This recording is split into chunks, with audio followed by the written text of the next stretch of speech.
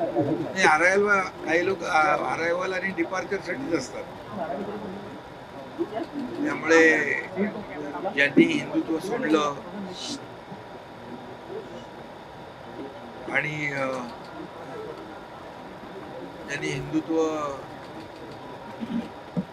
सोडून बाळासाहेबांचे विचार सोडून सत्तेसाठी खुर्चीसाठी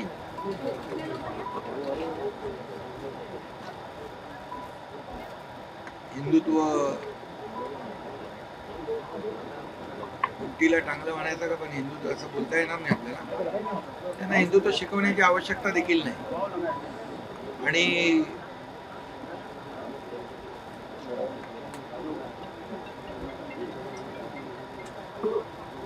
मी एवढंच सांगेन की अमित शहा यांच्यावर टीका काहीतरी केली ना, आर एस एस वरही टीका केली आहे आणि अमित शहा साहेबांवरही टीका केली आहे. खरं म्हणजे आर एस एस एक देशभक्त आणि राष्ट्रभक्त संघटना आहे आणि त्यांनी वेळोवेळी या देशामध्ये जेव्हा जेव्हा आपत्ती संकट आले त्यावेळी त्याची प्रचिती आलेली आहे.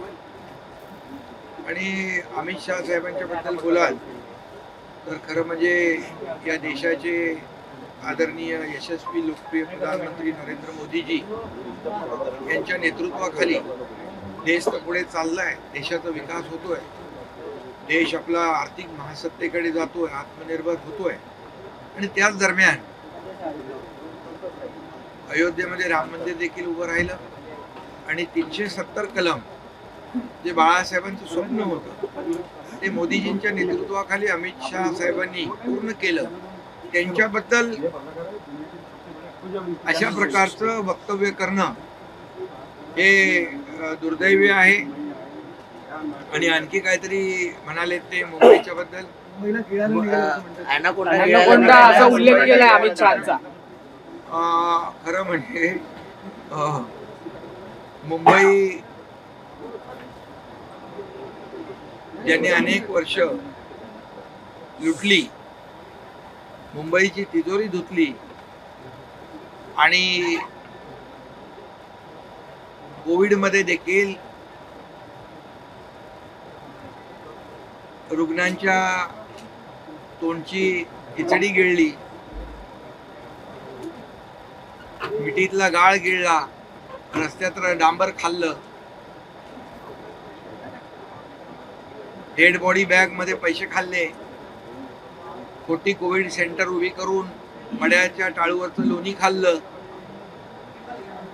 अशा लोकांनी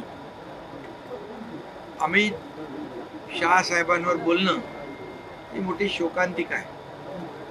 आणि म्हणून मला वाटतं कुठंतरी बॅलन्स गेलेला दिसतोय आणि असंबंध म्हणजे संबंध नसलेल्या गोष्टी बोलू लागलेल्या.